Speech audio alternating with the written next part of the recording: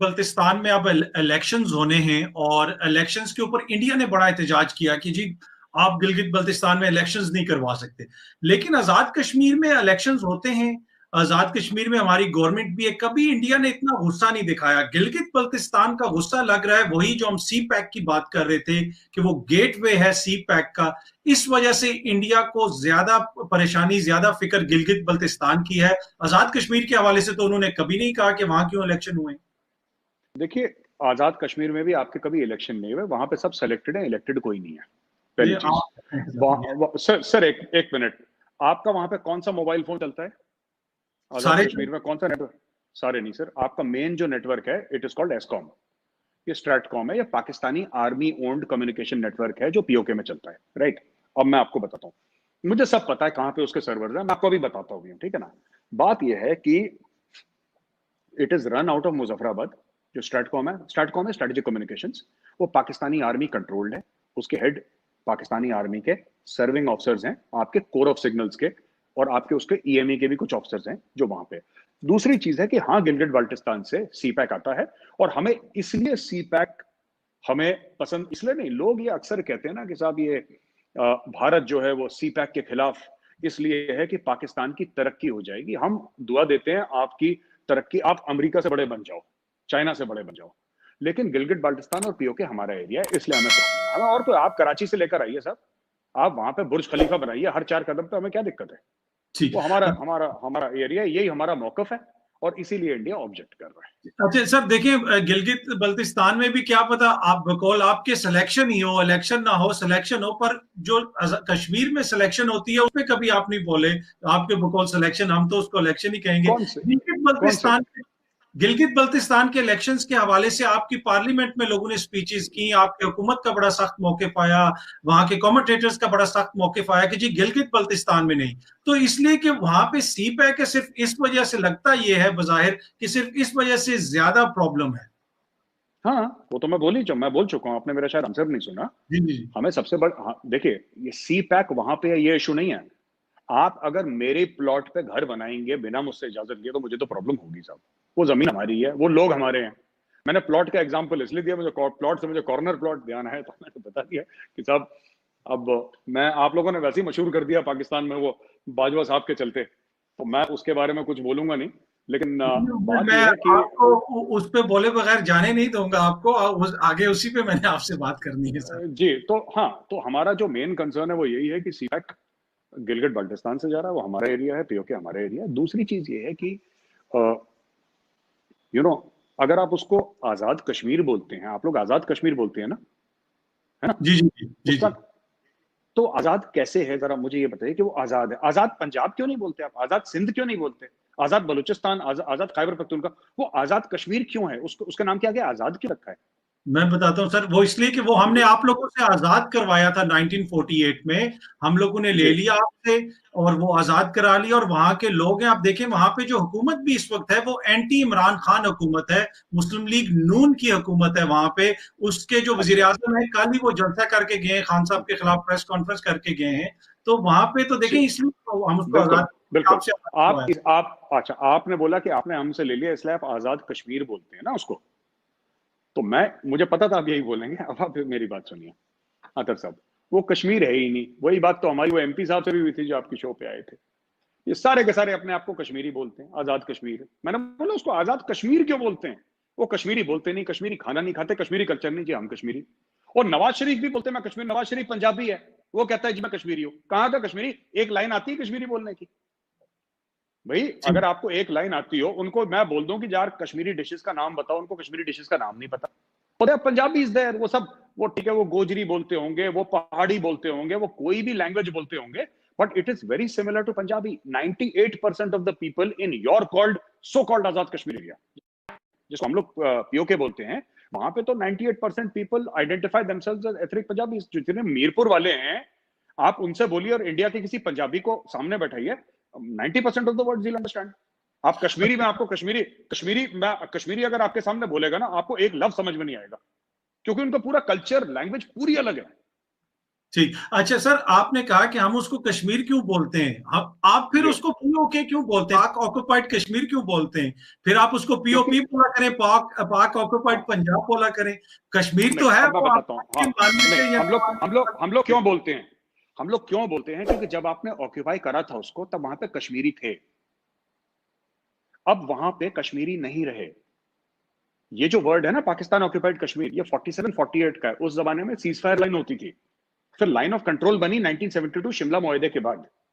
हम लोग पाकिस्तान ऑक्यूपाइड कश्मीर इसलिए बोलते हैं क्योंकि जब आप लोगों ने ऑक्यूपाई करा था वहां पे कश्मीरी बोलते थे, अब वहां पे कोई कश्मीरी नहीं बोलता, आपने गायब कर दिए। आजाद कश्मीर, सर मैं आपकी वर्ड्स बोल रहा हूं, मैं उसको पीओके नहीं बोलता, चलिए आपके लिए मैं आजाद कश्मीर बोलता हूं। आजाद कश्मीर में कश्मीरी का है सर, वो कश्मीरी हैं, आप उनको आप माने या ना माने, आप वो आपकी मेरे मर्जी। अब हुजूर जिस तरह वाला, मेरे मानने, सिर्फ मेरे मानने आपके मानने की कोई वैल्यू नहीं है, हम लोग माने ना माने।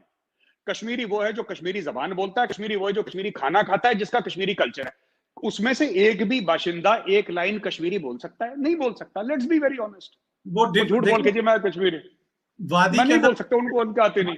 वादी के अंदर डिफरेंट लोग बोलते हैं। इसी तरह देखिए, अब जो बंदा जो इंडिया में रहता है, कोई बिहारी बोलता है, कोई हिंदी बोलता है, कोई मराठी बोलता है, बट हम कहेंगे जो हिंदी नहीं बोलता है बस वो इंडियन है, नहीं नहीं, बाकी आप गलत एग्जांपल दे रहे हैं। कश्मीर वैली के अंदर सब कश्मीरी बोलते हैं। कश्मीर देखिए नॉर्थ ऑफ उसमें कश्मीर, अब नॉर्थ ऑफ ये पीर पंजाल ऐसे है, north of Pir Panjal everybody speaks Kashmiri. हाँ ठीक है, श्रीनगर की कश्मीरी थोड़ी सी अलग है, और वही आप अनंतनाग में चले जाएं तो हल्का सा उसका 19-20 का फ्लेवर थोड़ा सा चेंज हो जाता है। वो इंडिया में तो हर जबान के साथ ही ये मसला है, आपके यहाँ भी होगा, आपके सराय की अलग है, बाकी पंजाबी थोड़ी सी उसका टोन अलग हो जाता है। लेकिन जी। Fact of the matter is, Kashmiri वो जो कश्मीरी जबान बोले, कश्मीरी वो जो कश्मीरी खाना खाए, जिसका कश्मीरी कल्चर हो। Kashmiri is a language that is from Sanskrit. ओ ये कश्मीर रीजन है सर, वो लैंग्वेज के ऊपर नहीं है। रीजन में मैं आज आपने मुझे मजबूर किया तो मैं आपको बता रहा हूँ कि मैं खुद, मेरा ताल्लुक, मेरी फैमिली का ताल्लुक भी वहां से है, और मेरा अगर आप पासपोर्ट देख लें तो उसके ऊपर जो प्लेस ऑफ बर्थ है वो भी कश्मीर की लिखी है, और जो सदियों से वहां आबाद हैं, जो पुराना मीरपुर पार्टीशन से पहले के हमारे नस्ल दर नस्ल लोग हैं, और हमारी रिश्तेदारी जिसको आप मकबूजा कश्मीर में कहते हैं, वहां से भी लोगों से है। तो ये मैं इस चीज पे आपसे डिसएग्री करूंगा कि आप कहते हैं कि जो कश्मीरी ना तो बोले। अदर साहब फिर एक दो लाइन कश्मीरी में हो जाए फिर। नहीं, कश्मीरी मैं कश्मीरी जो हम लोगों की उधर जुबान बोली जाती है वो बोलते हैं सर, जो वो कश, जुबान कश, पहाड़ी कश, जुबान है। कश, क, हाँ पहाड़ी हमारे यहाँ जो जम्मू रजौरी पुंछ इस एरिया में बोली जाती है, साउथ पीर पंजाल, वो जो आपकी लैंग्वेज वहां पे बोली जाती है ना, जी जी। It is similar to Gujari and Pahari which is spoken here in India also, in तो जम्मू प्रोविंस। जम्मू इज वो not part of Kashmir sir? No, Jammu is different, it is Jammu and Kashmir. Jammu and Kashmir वही ना, तो जम्मू जश्न एंड हाँ कश्मीर। सर, आप क्या बातें कर रहे हैं सर, वो जम्मू एंड कश्मीर है, यानी कि गौरव एंड अथर, या हाँ हम दो जी। अलग अलग बंदे हैं ना, गौरव अथर तो नहीं हो गए हम। तो नहीं, गौरव पर एंड अथर, जम्मू एंड कश्मीर। जम्मू में रियासत। मैं आपको बताता हूँ, जी जी जी, प्लीज। रियासत तो लद्दाख भी थी। जम्मू कश्मीर में लद्दाख का नाम नहीं था, लेकिन before before 370 and 35 and before delineation तो क्या हुआ था कि लद्दाख भी अलग थी। लद्दाख का कल्चर बिल्कुल अलग है। लद्दाख में लद्दाखी बोलते हैं, कश्मीर में कश्मीरी बोलते हैं, यहाँ पे डोगरी बोलते हैं, यहाँ पे बकरवाल हैं, आपके गुज्जर हैं, यहाँ पे पहाड़ी हैं, यहाँ पे डोगरे हैं, यहाँ पे राजपूत हैं, यहाँ पे अलग अलग क्लैंस हैं जम्मू साइड में। कश्मीर में आपके जो कश्मीरी पंडित हैं, कश्मीरी हिंदूज हैं, जो कि अब तो ना के बराबर है क्योंकि सभी को मार डाला, भगा दिया वहां से, लेकिन जो मैक्सिमम जो वहां पे हैं बंदे, दे आर कश्मीरी। बहरहाल ये बहस आपकी मेरी चलती रहेगी, आप असली मुद्दे पे आए ना, जो जो मैं जो आगे बढ़िया मुद्दा है उस पे। इसमें सिर्फ इतना कहूंगा कि गिलगित बल्तिस्तान को आप लोग कहते हैं कि वो पार्ट ऑफ कश्मीर है। गिलगित बल्तिस्तान में कौन कश्मीरी बोलता है? इसलिए कि वो रियासत का हिस्सा है। तो ये आर्ग्यूमेंट तो मेरे ख्याल में आपके नहीं, अगेंस्ट आता है, अगर आप कहें सिर्फ कश्मीरी बोलने वाले हम कश्मीरी हैं। हमने ये नहीं बोला कि गिलगित बाल्टिस्तान कश्मीर का हिस्सा है, हमने ये कभी नहीं बोला। गिलगित बाल्टिस्तान लद्दाख का हिस्सा है। अच्छा, ये हमें तो हमेशा यही कहा जाता है, मैं इंडिया का मौकिफ ये है, और हम सुनते भी नहीं यही है कि वो ये कहते हैं गिलगित देखिए, बल्तिस्तान इज ऑक्युपाइड कश्मीर, और वो आप उधर इलेक्शन करवा देखिए सकते। सुनिए, एक मैं बात बताऊं, ये पाकिस्तान में थोड़ा सा कश्मीर को लेकर ना आपने ऐसा हुआ बना दिया कि जैसे यूनाइटेड स्टेट्स ऑफ अमेरिका है। इतनी सी जमीन है कश्मीर, ठीक है, इतनी सी, हाथ के बराबर, 150 किलोमीटर लंबी, 50 किलोमीटर चौड़ी, बस एंड ऑफ स्टोरी। उसमें ही कश्मीरी बोली जाती है, उस वैली में। In fact if you go ahead of Kupwara, if you go to Tangdhar, वहां की लैंग्वेज अलग होना शुरू हो जाती है। If you go to Doda Kishtwar, वहां की लैंग्वेज अलग है।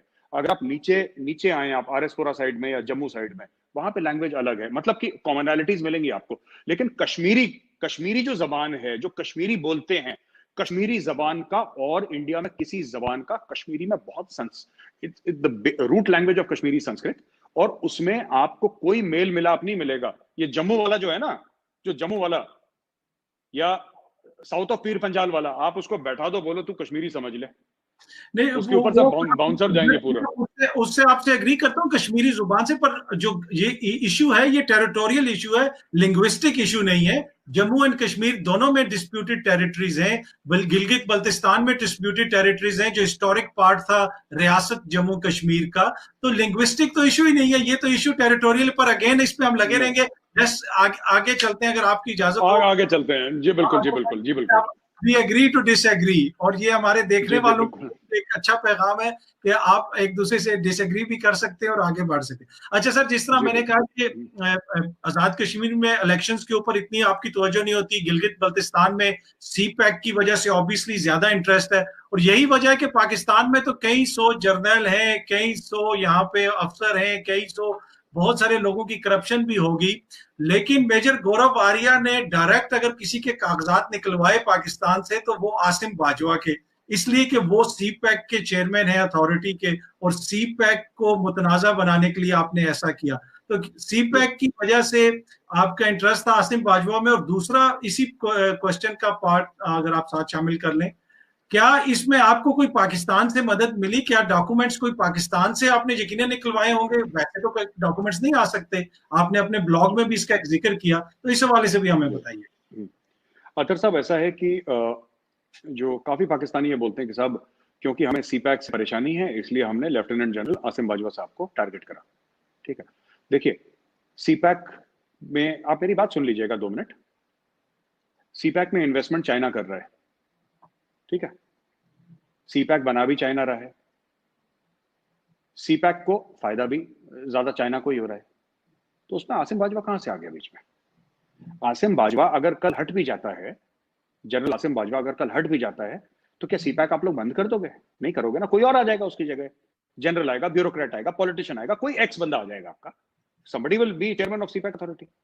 तो ऐसा नहीं है कि सीपैक को, बात यह है कि टारगेट किसी को नहीं करा, इन्होंने अति कर दी थी, हिंदी में कहते हैं अति। जब देखो, एक चोरी एक चीज होती है, जब आप डकैती कर देते हो ना किसी चीज की, डकैती में 5 या 5 से ज्यादा लोग होते हैं, उसको कहते हैं डकैती। मतलब आपने पापा जॉन के आपके चल रहे हैं 125 फ्रेंचाइजी, ठीक है, 25 आपके रेस्टोरेंट चल रहे हैं। जब आप सदर्न आर्मी कमांडर थे बलूचिस्तान में, वो गाड़ियां आपके माइंस है वहां पे, ठीक है। और अच्छा, हमने ये सब करा, क्या हमें पाकिस्तान से मदद मिली? ऑब्वियसली हमें पाकिस्तान से मदद मिली। ये कहां से? हम ये चाइना से लेकर आए कागज? ऑब्वियसली पाकिस्तान से मदद मिली। मैं वो इशू है ही नहीं।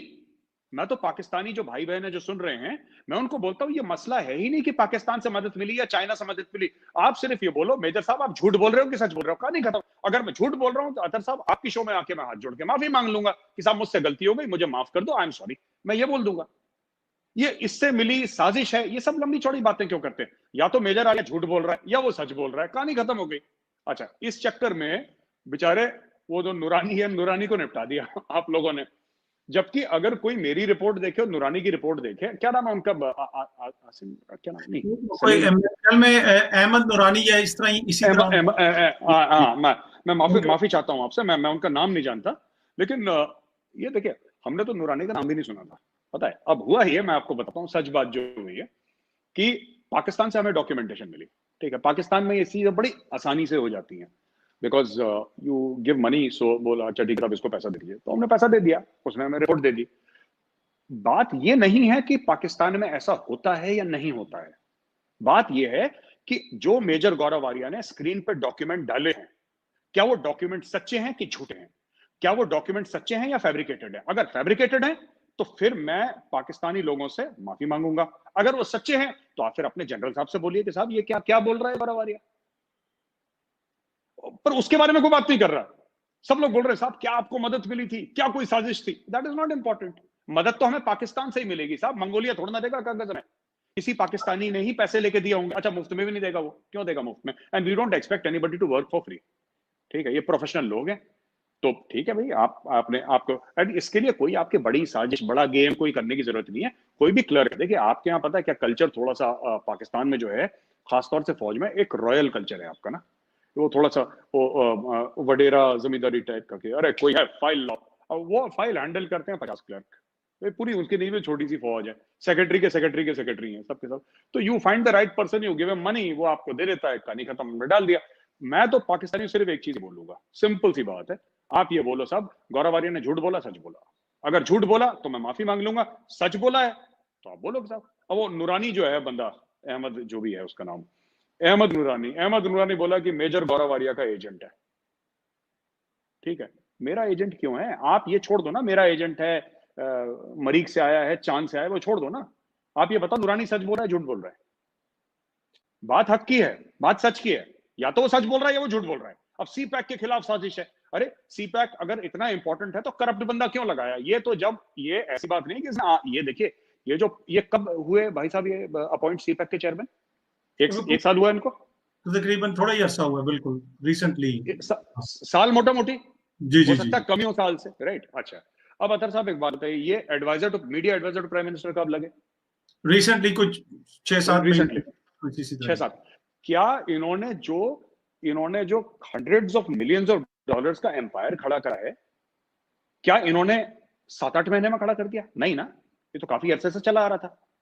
तो साहब ये पूछिए ना कि जब आप फौज में थे तब आपने क्या करा। एक आखिरी चीज मैं आपको बोलता हूं, फिर we can move on to the next topic. आप एक बात बताइए ना कि आपके जो जर्नैल हैं, आप जानते हैं आप अभी विदेश में हैं, आप ठीक है, आप बाहरी मुल्क में हैं इस वक्त, हम लोग जब बात कर रहे हैं आप बाहर बैठे हैं। आप जानते हैं अमेरिका में सिटीजनशिप मिलना कितना मुश्किल है। मतलब या तो आप, और ट्रंप के आने के बाद तो बड़ी दिक्कत हो गई भाई। आप जो H1B वीजाज हैं या किसी और किस्म की सिटीजनशिप है, बड़ी दिक्कत है इसमें। तो ट्रंप कह रहा है यार, या तो आप कोई कंट्रीब्यूटिंग बंदे हो, जैसे साइंटिस्ट हो, या कोई बहुत तगड़े आप राइटर हो, या कोई आप डॉक्टर हो या इंजीनियर हो बहुत सॉलिड, तब हम आपको सिटीजनशिप देंगे। ये पाकिस्तानी जनरल्स को अमेरिका 60 साल की उम्र में, जबकि उसने लाइफ में कर लिया, वो बैटरी फूक गई ना 60 साल की उम्र में। आपने prime youth you have given to Pakistan army. ये पाकिस्तानी आर्मी के, मैं नाम नहीं लेना चाहता, फिर आप 4-5 FIR फाइल करवा दोगे मेरे खिलाफ। ये पाकिस्तानी जनरल्स को पाकिस्तानी कौम पूछे, आप क्यों लेते हैं वहां की सिटीजनशिप? ये आपका हक है, ये आपका हक है। मैं किसी पाकिस्तानी जनरल को ये नहीं बोल रहा कि आप क्यों लेते हो सिटीजनशिप, वो उसकी मर्जी है। मैं ये पूछना चाहता हूं अमेरिका देता क्यों है? मैं आपको बताता हूं अमेरिका क्यों देता है। वो जनरल साहब 60 साल की उम्र में, जब उसके पोती पोते हो गए, वो दादा नाना बन गया, अमेरिका को उसका क्या यूज है, क्या इस्तेमाल है उसका, बताइए आप। ना वो डॉक्टर है, ना वो साइंटिस्ट है, वो तो रिटायरमेंट के पेंशन पे है वो, या जो भी उसने पैसे कमाए होंगे अपनी इन्वेस्टमेंट से, कहीं से भी, फौजी फाउंडेशन के कहीं से भी उसने कमाए होंगे, वो अमेरिका उसको सिटीजनशिप क्यों दे देता है? और ऐसे 50 जनरल हैं आपके यूएस में, कनाडा में, क्यों? उनको क्या लालच है अमेरिका को पाकिस्तानी जनरल से? ये पूछे लालच क्या है उनसे कि जी हमें ये लालच है। आप पूछो ना, अगर मैं जाऊंगा, अगर मैं डॉक्टर हूं तो बहुत बड़ा, फिर भी मुझे जद्दोजहद करनी पड़ेगी। पाकिस्तानी जनरल जाता है, फट से मिल जाती है। अमेरिका क्यों देता है? जरा सोचिए, अमेरिका का क्या फायदा है इसमें? बिना फायदा के अमेरिका इतने साल आपका ally on war on terror रहा, पाकिस्तान का फायदा उठाया कि नहीं उठाया अमेरिका ने? अच्छा, मैं इसमें एक तो ये ना कि जो जनरल आसिम बाजवा के साथ वाले से आपने कहा कि इतने उनके पापा जोन्स हैं, उन्होंने इसकी वजाहत दी है और मुकम्मल वजाहत दी है। उनके भाइयों का बिजनेस है, जो भी बाकी उन्होंने जो वजाहत देनी है वो खुद देंगे, ऑब्वियसली डिटेल्स उनको पता है उनका वो, और इतने रिसोर्सफुल भी हैं वो, जिस तरह आपने खुद का मीडिया एडवाइजर है, तो वो अपनी वजाहत खुद दे लेंगे। दूसरी बात ये है कि सर के जो आपने जिक्र किया कि पाकिस्तानी जर्नल अमेरिका में रहते हैं, ये एक ऐसा प्रोपोगंडा है। जिस तरह अगर आपने कहा कि आसिम बाजवा इतने करप्ट हैं, पाकिस्तान के सारे जर्नल इतने करप्ट हैं जो अमेरिका में रहना चाहते हैं। जब इतना एक करप्ट इंस्टीट्यूशन है जिसके जर्नल जो है $2-2 के लिए भूखे हैं, मर रहे हैं, और वो इतने करप्ट हैं और इतनी उनकी करप्शन आपने पकड़ भी ली, तो फिर तो अमेरिका के पास बहुत पैसा है सर, आपके पास भी बहुत पैसा है। 1-1 बिलियन दे दें पाकिस्तान के सारे जर्नैलों को, फिर अमेरिका भी रोता है कि 20 साल इन्होंने हमें जलील किया अफगानिस्तान में, तालिबान से छुप के हमारे साथ करवाते रहिए। इंडिया भी हमसे गिला करता है कि आपके जर्नल अमन नहीं होने देते। तो आप फिर इस फौज को खरीद क्यों नहीं लेते जो इतनी करप्ट फौज है, जो मॉरली इतनी करप्ट है, जो पिज्जे खा के जवान हुई है फौज, उसको सर खरीद लेना ताकि जो है एक दफा किस्सा खत्म हो। जी, खरीदा भी है। इंडियन कॉर्पोरेट्स हैं बड़े बड़े, जिनके दुबई में कंसल्टेंसीज हैं, मैंने एक में जिक्र भी करा था, ठीक है। आपके काफी रिटायर्ड जनरल्स इंडियन कंपनीज के लिए काम करते हैं। मैं उनके नाम भी आउट करूंगा, डिफेंसिव ऑफेंस में वीडियो बनाऊंगा 1-2 महीने में, हमारी इंक्वायरी चल रही है। आपके कौन से जनरल, कौन से कोर कमांडर थे और कहां पे, किस साल को रिटायर हुए थे, और कौन सी इंडियन कंपनी की कंसल्टेंसी वो कर रहे हैं और कितनी उनकी सैलरी है। 2 तो दुबई में है जिनको मैं जानता हूं, बट मैं इसका प्रॉपर एक्सपोजे करूंगा और आपको पता लग जाएगा। और वो जो ग्रुप हैं जिनके लिए वो काम करते हैं, उनको आप भी जानते हैं अतर साहब। हमारी बात नहीं हुई, लेकिन उन ग्रुप्स के बारे में आप जानते हैं। अब एक बात बताइए, जो जामनगर ऑयल रिफाइनरी, इंडिया की सबसे बड़ी ऑयल रिफाइनरी, वो बॉर्डर पे है।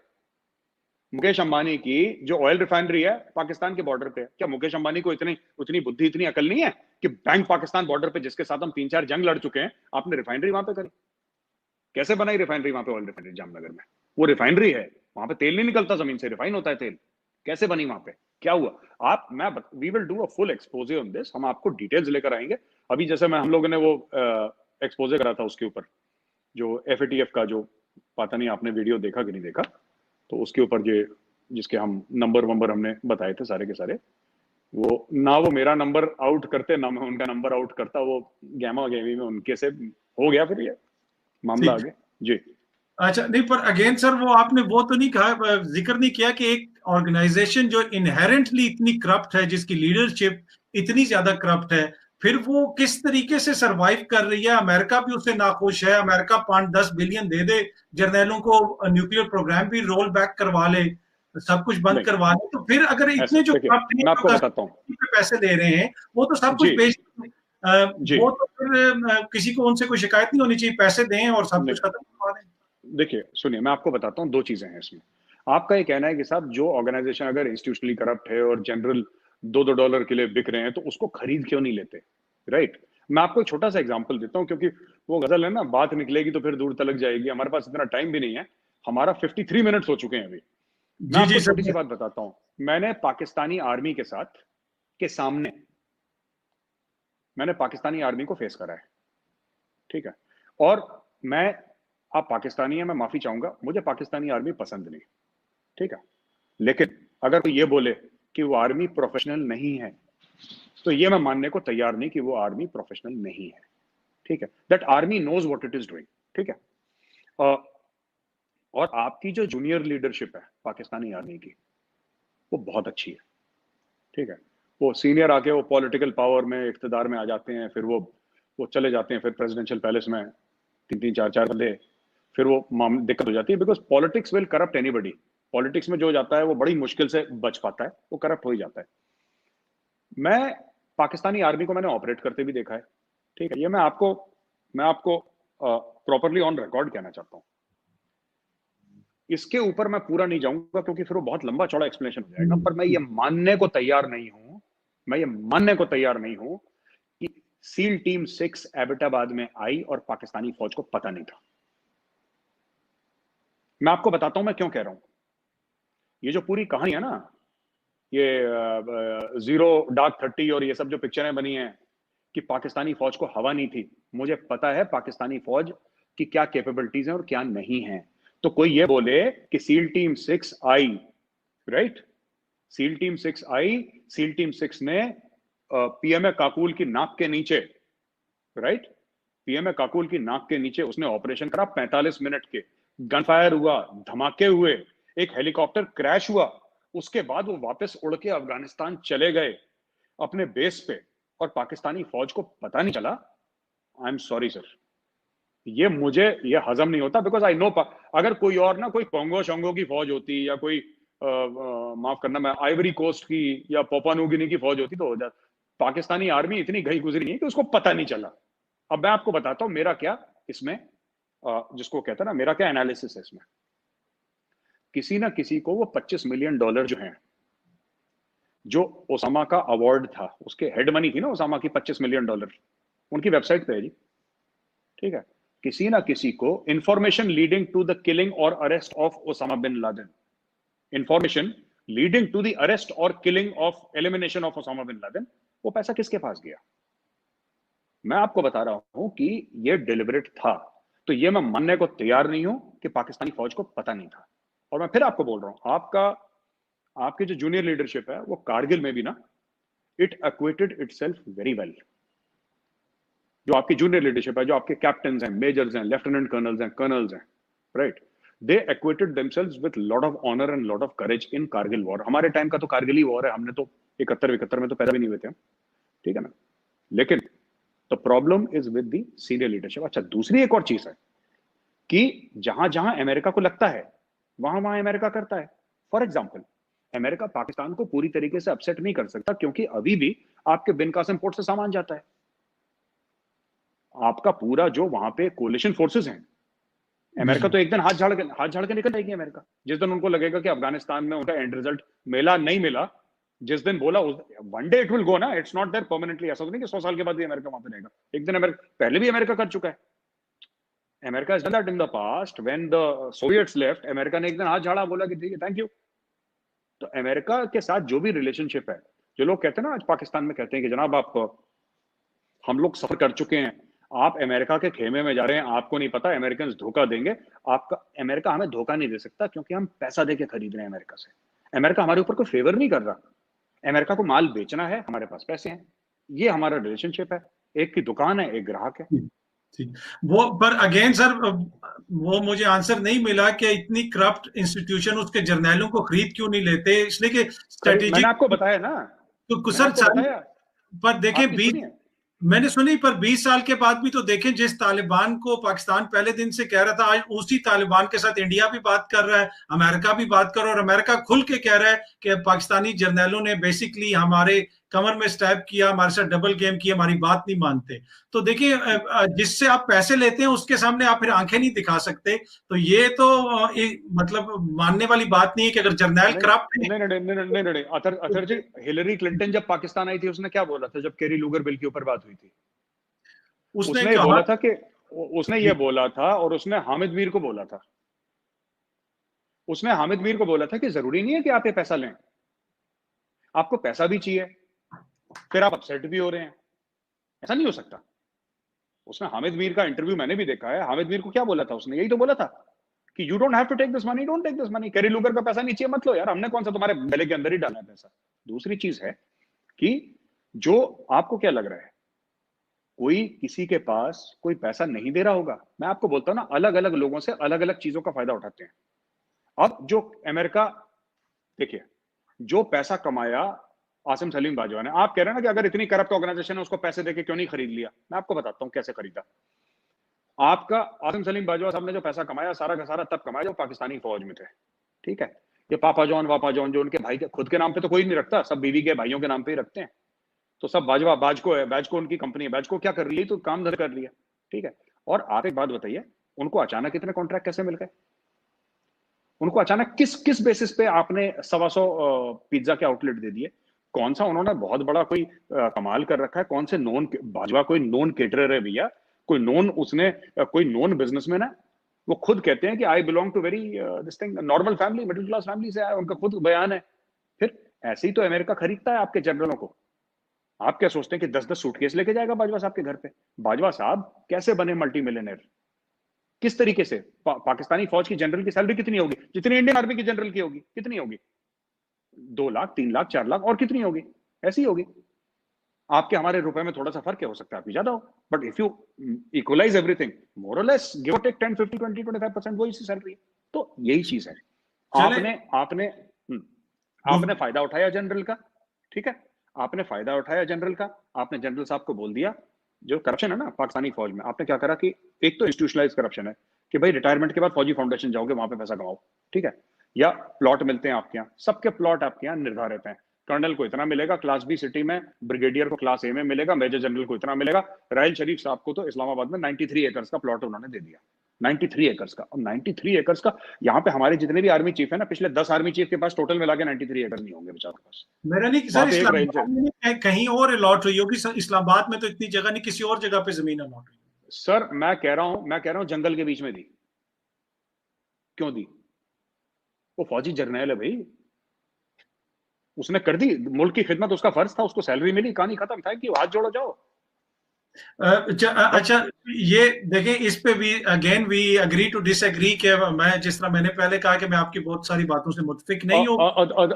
अतर साहब, आप देखिए, आपकी जमीन है, आपका पैसा है, आप जर्नैल को दें, किसी को दें, मैं व्हाट कैन आई से, मैं इसमें कुछ नहीं कर चाहूंगा। अगले टॉपिक पे चलते हैं। होता उसमें यह है कि अगर आप एक हिस्टोरिक आर्ग्यूमेंट भी दें तो जो पुराने जमाने में भी फौजें होती थी ना सर, उनका राशन और आम जनता का राशन डिफरेंट होता था। फौजी जब उनका पेट भरा हो तो तब भी वो अपने मुल्कों के लिए लड़ते हैं, दुनिया भर में होता है।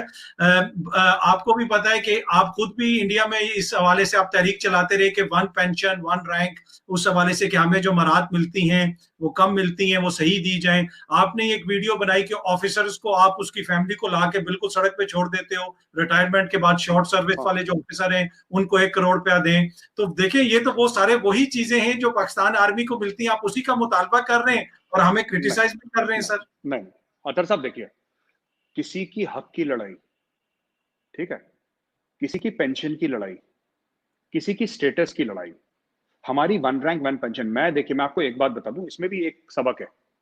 मुझ पे, मैं एक शॉर्ट सर्विस कमीशन ऑफिसर हूं, मुझ पे one rank one pension apply नहीं होता, लेकिन मैं जाके जंतर मंतर पे बैठा अपने उन सीनियर्स के लिए जिन पे वो लागू, मुझ पे लागू नहीं, मुझे तो पेंशन नहीं मिलती फौज से। मैंने एनएफयू के बारे में बात करी, ठीक है, ये हक की लड़ाई है, पर आप कई 100 एकड़ किसी को जर्नैल को दें, ये हक की लड़ाई नहीं है। आप अगर सिपाही की बात करें, आप किसी कर्नल की बात करें, मेजर की बात करें, आप हवलदार की बात करें, नायब सूबेदार, सूबेदार, सूबेदार मेजर की बात करें, मुझे बात समझ में आती है। जर्नलों की बात करें, ये मुझे बात समझ में नहीं आती। मैंने जो हक की लड़ाई करी, मैंने आम फौजी के लिए करी। मैंने किसी ये नहीं बोला मेरे जनरल को 100 एकड़ जमीन दे दो। So you can't compare what I am saying about short service officer something else. हम लोग रीसेटलमेंट की बात कर रहे थे उस वीडियो में कि शॉर्ट सर्विस ऑफिसर्स को आप रीसेटल करें, उनको आप उनको पैसा दें, आप उनको रीसेटल करें। क्यों? क्योंकि बहुत बड़ा नेशनल एसेट है। 1 करोड़ रुपया कह रहे थे ना सर, आप तजवीज कर रहे थे कि 1 करोड़ रुपया दिया जाए उनको रिटायरमेंट। हाँ, एक करोड़ रुपए में से 30-40 लाख तो सरकार ले लेगी टैक्स, और ये वन टाइम पेमेंट है। देखिए मैंने क्या बोला, मैं आपको बता देता हूं। मैंने ये बोला कि अगर वही बंदे को आप परमानेंटली रखते फौज में, तो 20-25 साल आप कम से कम रखते, उसको 25 साल, आप उसको 80-90 साल तक वो जिंदा रहता, आप उसको पेंशन देते, उसकी बीवी को पेंशन देते आप, तो आपके करोड़ों रुपए खर्च हो जाते, राइट। आज यंग ऑफिसर एक निकल रहा है, उसमें कई सारी बातें, उसकी उम्र कम करो सर्विस की, ठीक वो है। 10-12 साल 14 साल करे, तो ये एक काफी, ये बड़ा लंबा चौड़ा मामला है। But I want to say that जो मैं स्टैंड बाय माय वर्ड्स, जो करा था, मैंने किसी जर्नल की बात नहीं करी कि मेरे जनरल को एक हेलीकॉप्टर दे दो, एक बीएमडब्ल्यू दे दो, नहीं। मैंने बोला मेरे फौजी को अच्छा मिलना चाहिए, जो यंगस्टर है उनको अच्छा मिलना चाहिए। अच्छा अच्छा सर, देखें, आसिम सलीम बाजवा साहब के हवाले से आपने ये कहा और बाद में बहुत सारे लोगों ने इसका क्रेडिट भी लिया कि ये स्टोरी, पर ये बात तो यकीनी है कि सबसे पहले दस्तावेजात और डॉक्यूमेंट्स, चाहे उनकी सदाकत क्या है उसको डिस्प्यूट कर सकते हैं जनरल साहब जो भी है, पर सबसे पहले तो आपने ही किया और क्रेडिट भी आपको ही जाता है कि सबसे पहले तो आपने ये स्टोरी ब्रेक की। और बीइंग ए जर्नलिस्ट, मुझे अंदाजा है कि जब कोई भी जर्नलिस्ट हो वो कोई स्टोरी ब्रेक करे तो उसका क्रेडिट अगर कोई और लेने की कोशिश करे तो बंदे को थोड़ी सी तकलीफ भी होती है। देखिए मैं तो एक जर्नलिस्ट नहीं हूं, मैं आपको ऑन रिकॉर्ड बोलता हूं। ये लोग कहते हैं क्योंकि I am you know consulting with Republic media network. Journalist वो होता है जो स्टोरी ब्रेक करता है। मैंने आज तक रिपब्लिक टीवी में एक भी स्टोरी ब्रेक नहीं करी। मैंने अपने सो कॉल्ड मीडिया करियर में एक सिंगल स्टोरी ब्रेक नहीं करी, because I am not interested in journalism. ना मेरा जर्नलिज्म का कोई दूर दूर से रिश्ता है। मैं तो अपने 2-3 प्रोग्राम्स है, मैं वो करता हूँ, and I am very happy doing those programmes. पहली चीज ये मैंने करी डिफेंसिव ऑफेंस में, यही चीज मैं कर सकता था रिपब्लिक मीडिया में, मैंने नहीं करी। मैं सीनियर कंसल्टिंग एडिटर हूं रिपब्लिक मीडिया नेटवर्क का, मैं ये स्टोरी रिपब्लिक टीवी पे कर सकता था, मैंने नहीं करी। मैंने करी यूट्यूब चैनल पे डिफेंसिव ऑफेंस पे। क्यों? मैं आपको समझाता हूं। सब ये जो स्टोरी है ना, इसका, ये आसिम सलीम बाजवा की, राइट।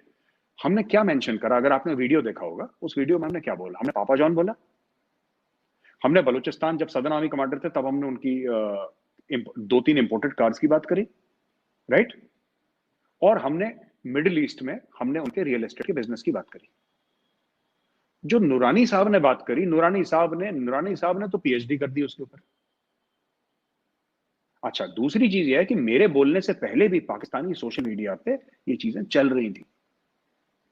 मेरे बोलने से पहले पाकिस्तानी सोशल मीडिया के ट्विटर हैंडल्स पे चैटर था कि आसिम सलीम बाजवा ने, मैं मिलेगा, मैं आपको व्हाट्सएप करूंगा, उसमें था चैटर कि आसिम सलीम बाजवा ने ये करा है, ऐसा करा है, वैसा करा है, कि ये करप्शन के चार्जेस हैं, ये सब। और अगर आप नजम सेठी साहब का इंटरव्यू देखें, जो आपके बड़े सीनियर सहाफी हैं, नजम सेठी साहब ने अपने ऑन रिकॉर्ड जाके बोला है, नजम सेठी साहब ने, कि जब वो सदर्न आर्मी कमांडर थे, पाकिस्तानी फौज में जब वो जनरल थे, तब उनके बारे में फौजी कहते थे कि आसिम सलीम बाजवा करप्ट है, और उनके व्हाट्सएप ग्रुप्स में बात होती थी, एंड ही सेड कि मुझे, मेरे पास उसका वो है। नजम सेठी साहब ने बात बोली। तो इस तब तो वो सीपैक के नहीं थे चेयरमैन जब वो करप्ट थे, वो तो नहीं थे।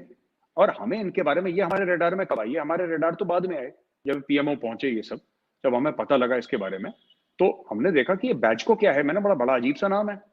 फिर पता लगा बैजको मतलब बाजवा कंपनी में। बाजवा तो ये अपनी साइड का बंदा है, बाजवा या तो इंडिया का होगा या पाकिस्तान का होगा। फिर हमने इन्वेस्टिगेट करा, बोला भाई ये तो भाई पाकिस्तान का है, बाजवा कौन है, जनरल है। फिर वहां से सुराग शुरू हुआ। It took 2-3 months to investigate. ठीक। अच्छा, बस मैं आखिरी 3-4 मिनट आपके लूंगा, टाइम काफी हो गया है। जी बिल्कुल। है कि ऑब्वियसली आप ने कहा कि इस सिलसिले में तो आपको पाकिस्तान से मदद मिली, और पाकिस्तान के किस किस शोबे में आपके मददगार यहाँ पे बैठे हुए हैं, और भी हैं आपके बंदे पाकिस्तान में जिनसे आप इस तरह की चीजें निकलवाते हैं? ऐसा कुछ भी नहीं है। आप लोगों ने पता नहीं क्या मेरे खिलाफ वो स्टोरी, वो मोहित पीरजादा साहब पता नहीं क्या क्या लिखते रहते हैं, पता नहीं क्या अपना वो ना ग्लोबल विलेज पता नहीं कौन सा एक अखबार है उनका, तो उसमें वो डालते रहते हैं कि अब तो इंडियन खुलेआम कह रहे हैं और साजिश है, और ये साजिश कुछ नहीं है। देखिए सुनिए, इंफॉर्मेशन जो है ये ओपन है, ठीक है ना।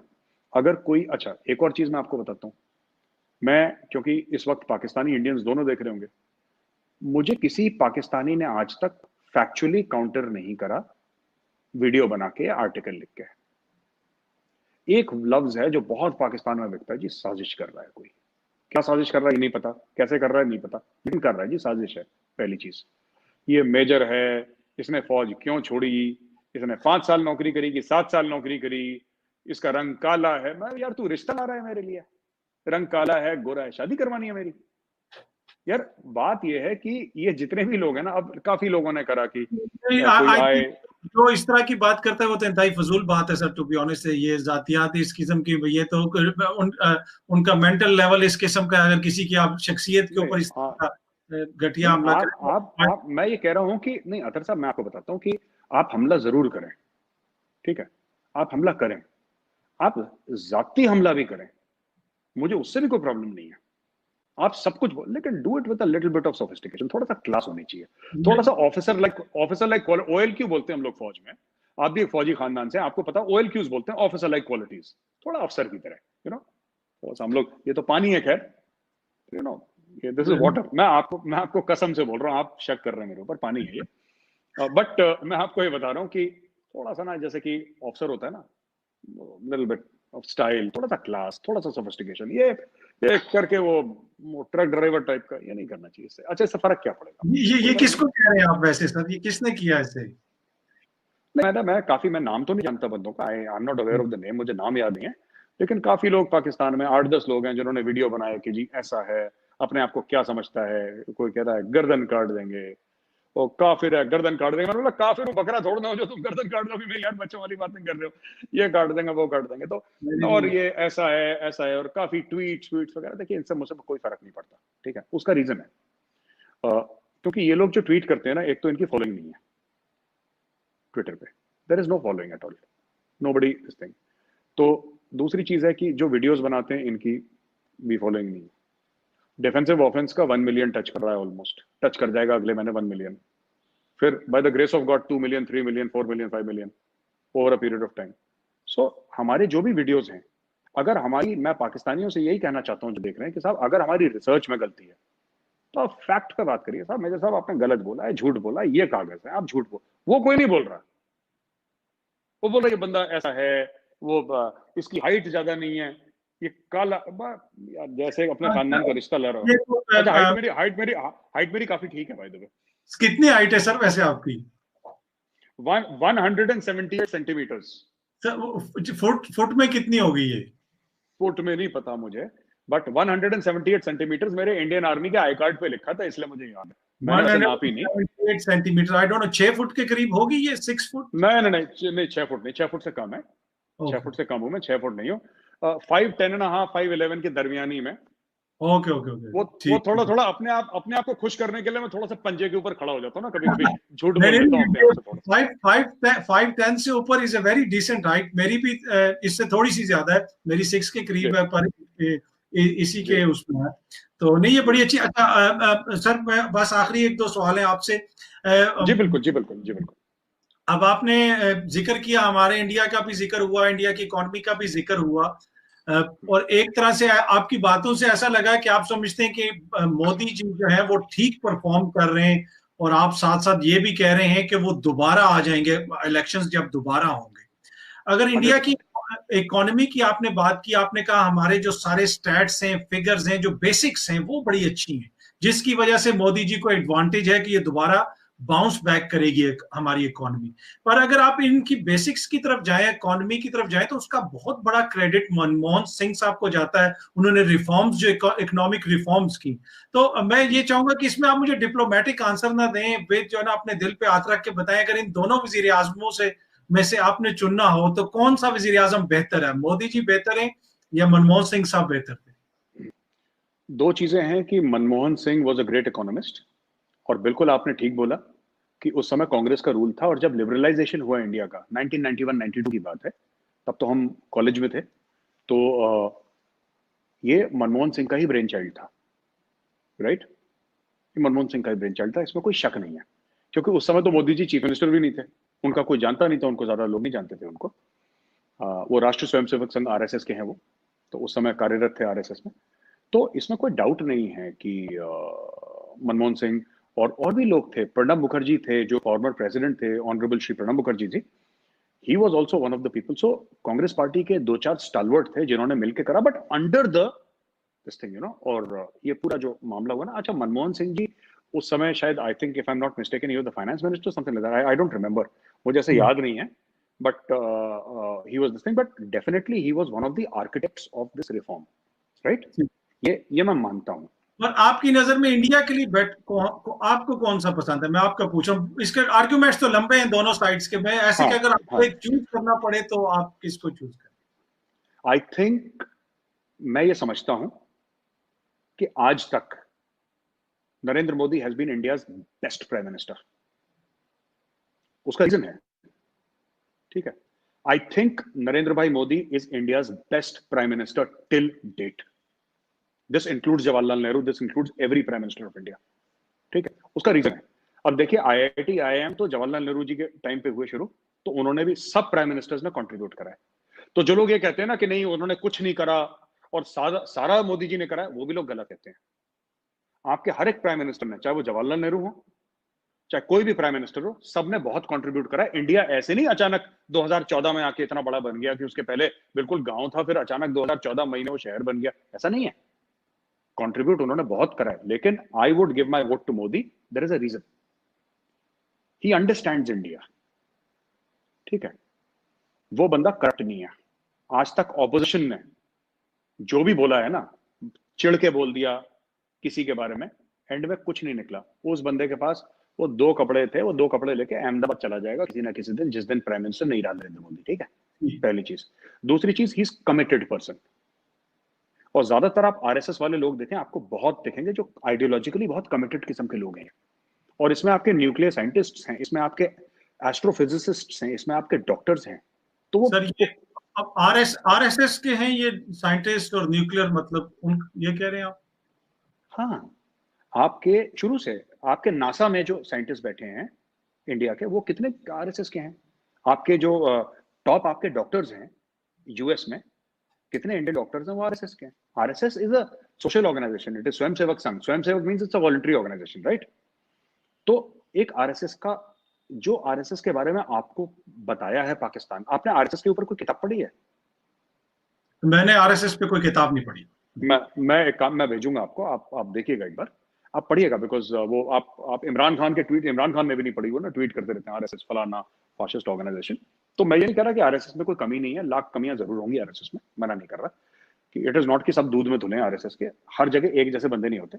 लेकिन fact of the matter is कि there are so many people, when I say nuclear scientist, I don't mean जो न्यूक्लियर बॉम्ब्स पे काम कर रहे हैं, right. I am talking about nuclear physicist, जो पढ़ाते हैं, जो प्रोफेसर है ना उसके, जैसे आपके परवेज हुदबोई साहब हैं जो, है ना, आपके पाकिस्तान में बड़े मशहूर हैं, जी जी राइट? भाई।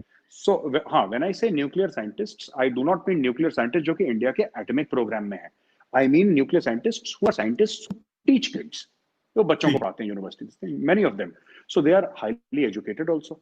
एंड सो बेसिकली क्या है कि मोदी जी का ये है कि he has my vote of confidence as a citizen. मेरा एक वोट है, मेरी औकात है एक वोट की है, लेकिन अगली बार जब मैं वोट देने आएगा, I have full faith in him as an individual. He is taking India down the right path. और आखिरी चीज मैं एक और बात बताना चाहता हूँ, ठीक है? हमने इतने स्कैम देखे, ठीक है, ये हो गया, ये हो गया, ये कोल स्कैम, ये स्कैम, उस स्कैम, दुनिया भर की चीज है, ठीक है? छोड़ के एक चीज जो कि हमारे कुछ सियासी पार्टियों ने बोला था, फिर उनको बेसिक समझने में तो गणित समझ में नहीं आती उनको, ठीक है? और मैं नाम नहीं लेना चाहता यहाँ पे, I don't want to make it political, ठीक ठीक ठीक। But even the supreme court threw it out. Supreme court से क्या बकवास कर रहे हो यार इसमें? मैं राफेल की बात कर रहा हूँ, क्या बकवास कर रहे हो? है ही नहीं इसमें कुछ, आउट। ठीक।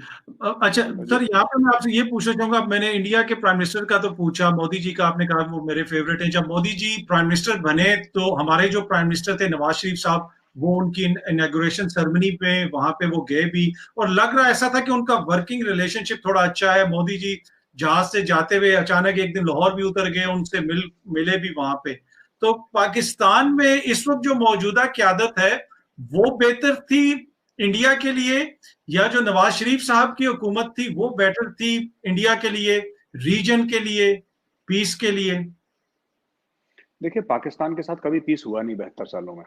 तो जो ये लोग अमन की बात करते हैं, झूठ बोलते हैं अपने आप से, दूसरे से नहीं बोलते, खुद से झूठ बोलते हैं।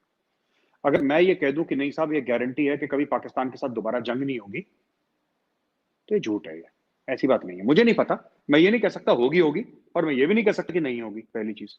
दूसरी चीज, जो लोग कहते हैं साहब नवाज शरीफ है, वो मेरी बात भी चल रही थी ना आरजू की शो में, आरजू ने बोला कि साहब आप इसलिए नवाज शरीफ बहुत चाहता है इंडिया का, यानी इंडियंस बहुत पसंद करते हैं क्योंकि नवाज शरीफ की इन्वेस्टमेंट बहुत है इंडिया में। एक ये भी पाकिस्तान में मौजूद चला।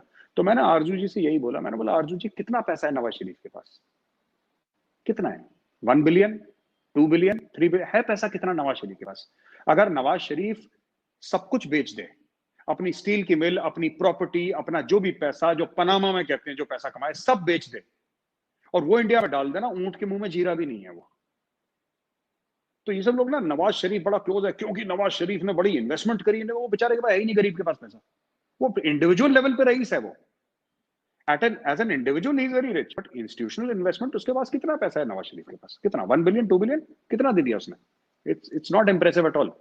इट्स नॉट कि दिस थिंग अगर पैसे की बात नहीं, पॉलिटिकल सिनारियो में मैं बात कर रहा हूं कि जिस तरह मोदी जी उनके करीब लगते थे, उनसे मिले भी, और अब जो करंट रिजीम है या इमरान खान साहब की हुकूमत है उनसे थोड़ी से रिलेशनशिप में हॉस्टिलिटी हमें नजर आती है, हॉस्टिलिटी। क्या देखिए आपकी हमने नजर में नवाज शरीफ साहब बेहतर थे या इमरान खान साहब अब जो है वो बेहतर थे? इसलिए कि मोदी जी तो क्लियरली थिंक्स कि नवाज शरीफ साहब बेहतर थे। मुझे ऐसा लगता है कि भारत के लिए इमरान फायदेमंद है, मुझे ऐसा लगता है। मैं अगर मोदी जी सोचते होंगे तो मैं इख्तलाफ रखता हूँ इस चीज से। मुझे लगता है इमरान खान, बिकॉज ना नवाज शरीफ क्या है कि नवाज शरीफ के पास डेमोक्रेटिक वोट था, ठीक है, ये सेलेक्टेड है बंदा अपना, तो हमारे लिए ये बंदा ठीक। ये देखिए, ये इसने ये मोदी जी को रोज ट्विटर पे गाली देता है, ठीक है, मोदी फाशिस्ट, ये वो। मोदी जी ने आज तक जवाब देना ठीक नहीं समझा। अब खुद पाकिस्तानी गेस्ट्स इसको वो कह रहे थे, वो बीच में इमरान खान ने पता नहीं क्या बोल दिया था कि वो ओसामा बिन लादेन शहीद है, फिर उन्होंने बोल दिया कि ये नवाज शरीफ के पीछे इंडिया का हाथ है, उन्होंने बोला ना हाल ही में। तो बात यह है कि जब आप देखिए, नवाज शरीफ चाहे उसको पता था नहीं पता था, पाकिस्तान का प्राइम मिनिस्टर कौन था जब कारगिल की जंग हुई थी? नवाज शरीफ, राइट? जब एटमी धमाके हुए थे तब पाकिस्तान का प्राइम मिनिस्टर कौन था? नवाज शरीफ, ठीक है। जब पाकिस्तान ने ट्विटर पे सेंचुरी मारी तब प्राइम मिनिस्टर कौन था? इमरान खान। तो आप एक बात बताइए साहब, एज एन इंडियन मुझे वो बंदा अच्छा लगेगा जिसने जंग करी है और जिसने धमाके करे हैं, कि जो ट्वीट करता है? मुझे तो इमरान खान ज्यादा अच्छा लगता है। पर सर उसमें ये भी है ना, जिस दिन अभिनंदन गिराया था उस वक्त भी प्राइम मिनिस्टर इमरान खान था। नवाज शरीफ साहब ने तो कभी नहीं गिराया इंडिया का कोई जहाज या कोई इस तरह देखिए सुनिए, नहीं ये ना, देखिए सुनिए, मैं एक बात आपको बताता हूँ। ये आप लोगों ने ये अभिनंदन को, शायद ये जो चूरन है, अपनी कौम को इतना बेच दिया अभिनंदन का चूरन, कि अभिनंदन के नाम के इतना चूरन बेच दिया। आपने एक जहाज गिराया तो क्या हो गया? क्या हो गया? हमने पूरा मुल्क गिरा दिया, हम उसका गाना नहीं गाते, आप लोग एक जहाज का क्यों गाना? आप एक बात बताओ, छोड़ दो आप ये सब बातें छोड़ो। इंडिया में एक मिनट अतर साहब अलाउ मी टू कंप्लीट। आपने बात छिड़ी है तो सुन भी लीजिए प्लीज। 16 दिसंबर इंडिया में छुट्टी नहीं होती। आप किसी सड़क में चले जाइए, बच्चे से पूछ लीजिए 16 दिसंबर को क्या हुआ था, कंफ्यूज हो जाएगा, उसको पता ही नहीं क्या हुआ। लेकिन पाकिस्तान में अभिनंदन एक जहाज गिरा के, क्योंकि मैं आपको बताता हूं क्यों ऐसा हुआ। क्योंकि ना गुड न्यूज का थोड़ा सा फुकदान है वहां पे, अच्छी खबरें नहीं आती पाकिस्तान में। तो एक अच्छी इंडिया का पायलट पकड़ लिया था अभिनंदन, उसको इतना जैसे वो फेंटते हैं ना मलाई को, फेंट के इतना बड़ा कर दिया, उसको फुला के रात भर फेंट के ना उसको निहारी पका दी आप लोगों ने पूरी अभिनंदन की। एक पायलट था तो क्या हुआ? 93,000 हमने पकड़े, हमने तो कभी गाना नहीं गाया इसका कि हमने 93,000 पकड़ लिया, हमने तो कभी नहीं बोला। इट्स ओके, जंग में चलता है, होता है। अभिनंदन का जहाज आपने गिरा दिया, वेल डन, इट्स ओके, वापस आ गया, थैंक गॉड। वो उस सिचुएशन में उसकी अहमियत थी सर, ऑब्वियसली। एनीवे, अब इसको मैं थोड़ा सा इसको कंक्लूजन की तरफ लेके आता हूँ। एक आपने पिछले दिनों सर एक ब्लॉग किया था, उसमें इंडिया का जो वहां पे एमुनेशन बनता है, डिफेंस इंडस्ट्री है, उसमें कुछ चीजें ऐसी बनती हैं, आपने कहा कि वो सब स्टैंडर्ड है, दोस्त ममालिक को अगर हम कहते हैं किस्तों पे भी ले लो तो वो नहीं लेते, और आपने उसमें कहा स्ट्रक्चरल इश्यूज हैं। इसी हवाले से मैंने एक वीडियो बनाई थी तकरीबन 1.5-2 महीने पहले, तो इधर इंडियन दोस्तों ने मुझे बड़ी गालियां दी के, और एनसास राइफल जिसका आपने भी जिक्र किया, मैंने भी उसी राइफल का जिक्र किया, तो दोस्तों ने, इंडियन दोस्तों ने बड़े मुझे यहाँ पे प्यार मोहब्बत के कमेंट्स भेजे और बातें की। तो एक ये जो इश्यू है कि सब स्टैंडर्ड डिफेंस इक्विपमेंट का, और चाइना के साथ जिस तरह अगर बात करें, चाइना तकरीबन 60-70, कुछ लोग तो कहते हैं ऑलमोस्ट 80% वो अपना इक्विपमेंट खुद बनाता है। तो ये इसमें ये जो आप स्ट्रक्चरल रिफॉर्म्स की बात कर रहे हैं, इन रिफॉर्म्स को करके ये मसला हल हो सकता है सर? हाँ, क्यों नहीं हो सकता? हर एक मसला हल हो सकता है। हर एक मसला, दुनिया में ऐसा कौन सा मसला है जो हल नहीं हो सकता? इंडिया पाकिस्तान के अलावा हर एक मसला हल हो सकता है। देखिए मैं आपको बात बताता हूँ, जो स्ट्रक्चरल रिफॉर्म्स हैं, ठीक है, वो मोदी जी के टारगेट में आ गया है, राइट? अब मोदी जी के टारगेट में उनके जो स्नाइपर स्कोप होता है ना, ऐसा जो प्लस घूमता है स्नाइपर का, वो आ गया, वो ठीक हो जाएगा। ये बात तो आज नहीं, मैंने तो बहुत पहले भी कही है। हमारे लोग बहुत अच्छे हैं ऑर्डिनेंस में, ऑर्डिनेंस फैक्ट्री में, they are very good people, they are highly talented people, जो यंग इंजीनियर्स हैं उनके हाईली मोटिवेटेड है। लेकिन कुछ स्ट्रक्चरल इश्यूज हैं। अगर ये स्ट्रक्चर, देखिए हमारे यहाँ क्या प्रॉब्लम है आपको समझनी पड़ेगी। यही इंडिया का गवर्नमेंट डिपार्टमेंट है जो इसरो का मिशन मार्स भेजता है, ठीक है ना? वो भी सरकारी डिपार्टमेंट है, वो प्राइवेट नहीं है। आपने सुना ही होगा इसरो का moon mission, Mars mission and all that. तो इट इज, वो अमेरिका की सैटेलाइट स्पेस भेज रहा है, वो अपनी, वो यूरोपियन कंट्रीज की 100 से 100 लगभग सैटेलाइट का एक साथ रिकॉर्ड भी बनाया उसने, गिनीज बुक के मैक्सिमम सैटेलाइट्स इन स्पेस। तो ये चीज है कि अलग अलग डिपार्टमेंट्स हैं।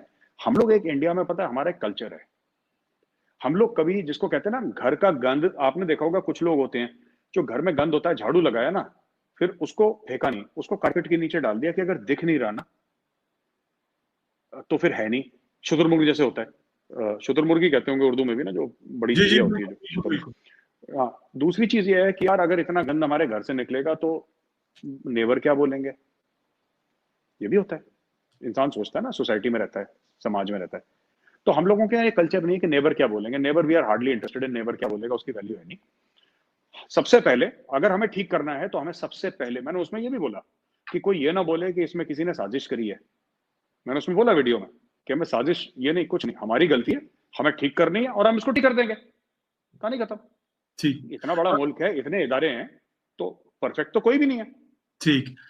अच्छा सर, आखिरी क्वेश्चन है आपसे कि आपने कहा कि आपका प्लेटफॉर्म जो जाती प्लेटफॉर्म है, डिफेंसिव ऑफेंस, जो आपका चैनल है, उसको मैं भी अक्सर देखता हूँ, पाकिस्तानी लोग भी बड़े देखते हैं, कई उसकी बड़ी उसकी व्यूअर्स हैं, सब्सक्राइबर्स हैं, पर उसको आप दोस्ती के बजाय नफरत फैलाने के लिए यूज करते हैं। मेरा क्वेश्चन पूरा सुन लीजिएगा। कभी आप कहते हैं शिया सुन्नी की लड़ाई करवा दो, और अगले 2 दिन के बाद आपके एजेंट पाकिस्तान के अंदर सड़कों पे निकल आते हैं, शिया काफर के नारे लगाने शुरू कर देते हैं। ये आप माने या ना माने, आपने ये कहा, और उसके बाद पाकिस्तान में ये चीजें शुरू हो गई। तो उस प्लेटफॉर्म को सर आप दोस्ती के लिए क्यों नहीं इस्तेमाल करते? जी, अतर साहब ऐसा है कि इसका जवाब थोड़ा सा ताल्लुक है, पता नहीं आपको पसंद आए ना आए, पाकिस्तानियों को पसंद आए ना आए। देखिए साहब, सच बोलना चाहिए, ठीक है? पहली बात तो डिफेंसिव ऑफेंस मेरा नहीं है, वैभव सिंह का है, मैं उसमें गेस्ट हूं। और owner of defensive offence is Vaibhav Singh, not Gaurav Arya. तो वैभव ओन करता है उसको। और दूसरी ये चीज है कि अगर हम बात करते हैं कि उस पर मैं ज्यादा इसलिए आता हूं क्योंकि वैभव का घर मेरे घर से बगल में ही है, तो वैभव के लिए भी कन्वीनियंट है, मेरे लिए भी कन्वीनियंट है। कभी इधर आ जाता है। आपने यही फ्रेम देखा होगा डिफेंसिव ऑफेंस में, पीछे जी जी जी। तो हाँ, तो यही फ्रेम है, यही फ्रेम वो वैभव सामने बैठ के लगा देता है और हम लोग बातचीत कर लेते हैं। तो ऐसे तो उसका घर भी बगल में। कुछ फ्रेम आप देखेंगे जिसमें कि ब्राउन कलर का दरवाजा है, वो वैभव का घर है, तो कभी मैं वैभव के घर चला जाता हूँ, तो आसान पड़ता है। वैसे और भी गेस्ट आते हैं उसकी शो पे, मेरे अलावा कई सारे गेस्ट हैं, मैं अकेला नहीं हूँ। पहली चीज तो वैभव का मेरा नहीं है। दूसरी चीज ये है कि मैं आपको जेन्युइनली बात बताऊं, तल का आपको मैं माइंड मत करिएगा दरअसल, मैं आपकी बड़ी इज्जत करता हूं। मुझे नहीं लगता कि भारत और पाकिस्तान के बीच में कभी अमन हो सकता है। ये नामुमकिन है, नामुमकिन है। उसका रीजन है, ये सब लोग ना हिंदुस्तानी भी हैं और पाकिस्तानी भी हैं। मैं आम आदमियों की बात कर रहा हूं, आम लोगों की, राइट। ये हम लोग एक दूसरे से झूठ बोलते हैं। यहां पे भी कई लोग अपने, इंडिया में भी लोग अपने आप से झूठ बोलते हैं। मैं अपने आप से झूठ नहीं बोलता। कैसे झूठ बोलते हैं साहब? वो आंख में आंसू लेके कि जिन्हें लाहौर नहीं वेख्या वो जमिया ही नहीं। मैं, छोड़ दो यार, तुम्हें भगा दिया था लाहौर से, क्या जमिया नहीं जमिया नहीं? वहां पे मौत हो गई, तुम कह रहे हो जमिया नहीं? तो जब पार्टीशन हुआ था उसमें हिंदू भी मारा गया, मुसलमान भी मारा गया। तो अगर कोई बोले कि सिर्फ हिंदू मारा गया, ऐसी बात नहीं है। सब मरे, सिख भी मरे, सब मरे वहां पे।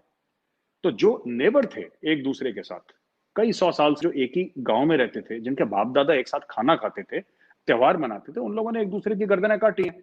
वो मुसलमानों ने हिंदुओं की काटी, हिंदुओं ने मुसलमानों की, सिखों ने भी काटी। ये सब मारकाट हुई है। पहली चीज, इंडिया पाकिस्तान के बीच में जो ये इंडिया पाकिस्तान का जो पीस वाला मामला है ना, जो ये मैनेज हो सकता है। जैसे प्रेशर कुकर में सीटी होती है ना, उबाल आ रहा है लेकिन सीटी हो गई तो प्रेशर कुकर नहीं फटा, वो सीटी लगती रहेगी। पर इंडिया और पाकिस्तान में कभी भी अमन, परमानेंट अमन नहीं हो सकता। मैं आपको आखिरी एग्जांपल देता हूं, ठीक है।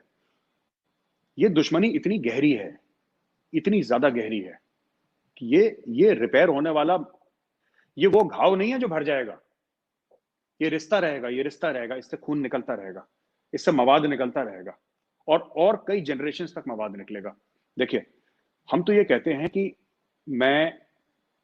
मुझे कोई जो पाकिस्तानी आम आदमी, आम शहरी है, ठीक है, मेरे लिए उसके, मेरे दिल में उसके लिए कोई नफरत नहीं, क्योंकि मैं उसको जानता भी नहीं हूं। मैं तो जिससे मिला नहीं, उससे क्या नफरत कर लोगे यार? मुझे उससे कोई लेना देना भी नहीं है बेचारे का। गॉड ब्लेस हिम, भगवान करे खुश रहे, उसके बीवी बच्चे सब खुश रहे, माँ बाप। मुझे ऐसा कुछ नहीं है, ठीक। मेरा सिर्फ ये है कि Pakistan as a country and India as a country, right, 72 साल से तो अमन नहीं हुआ। और मेरे जीते जीते, जब तक मैं सांसें ले रहा हूं इस दुनिया में, मुझे नहीं लगता कि कभी अमन होगा। So anybody who is working towards peace with Pakistan is wasting. देखिए, साफ सीधी बात है। हमने, मेरे वीडियो में मैंने नंबर दिए थे घर के एड्रेस, ठीक है। अभी तक किसी ने ये नहीं बोला कि मेजर साहब आप झूठ बोल रहे हैं। मैंने CNIC नंबर दिया था, मैंने रेजिडेंशियल एड्रेस दिया है उसका, जैश ए मोहम्मद का जो सरगना है, मौलाना मसूद अजहर का, जो मक्की है, मैंने मक्की का घर का एड्रेस दिया है। जो नंबर 2 है उसमें लश्कर तैयबा का, मैंने उसका मोबाइल नंबर दिया है, मैंने उसका CNIC नंबर दिया, मैंने उसका पासपोर्ट नंबर दिया, मैंने उसका घर का एड्रेस दिया। आप बोलो ना गौरव आर्या तुम झूठ बोल रहे हो। कोई एक बोले ये इसका नंबर नहीं है, मैं हल्फन कह रहा हूं ये इसका नंबर नहीं है, मैं कसम खा के कह रहा हूं ये इसका नंबर नहीं है, गौरव झूठ बोल रहा है। बोल रहा, कोई नहीं बोल रहा झूठ, साजिश है, काफिर है, गला काट देंगे, यही बातें करते उल्टी सीधी।